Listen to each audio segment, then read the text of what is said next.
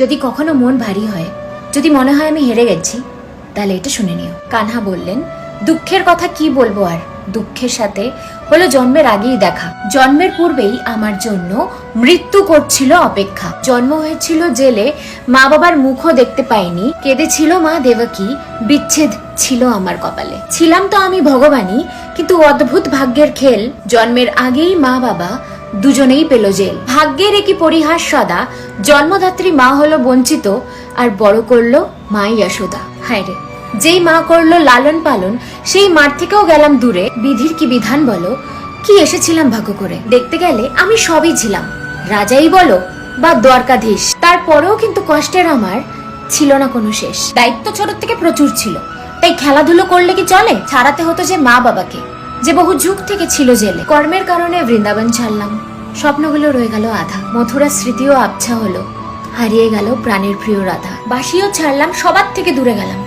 সুদর্শন গ্রহণ করে মুরলী মনোহর বাঁশির শব্দই ভুলে গেলাম। মাখন চুরি করতাম এককালে, আর এখন আমি ন্যায়াধীশ। নিয়তির খেল কি অদ্ভুত না, আজ জিতেও আমার সব শেষ। হাজার হাজার অভিশাপ কুড়ালাম, চোখের জলও ফুরালো। মা গান্ধারীর অভিশাপে আমার স্নেহের দ্বারকাও ডুবলো। বিশ্রাম করছিলাম আমি, তীর এসে বিঁধলো পায়ে। মানুষ তো তবুও শান্তিতে বাঁচে, আমি তো মৃত্যুও শান্তিতে পেলাম না। হায়, মানুষের এই রূপে না জানি আমি কি কি দেখলাম। দ্রৌপদীর বস্ত্রহরণ, অভিমন্যুর অকাল মরণ, দেখলাম পতন হতে আমার বংশ, আর দেখলাম কুরুক্ষেত্র যুদ্ধের ধ্বংস।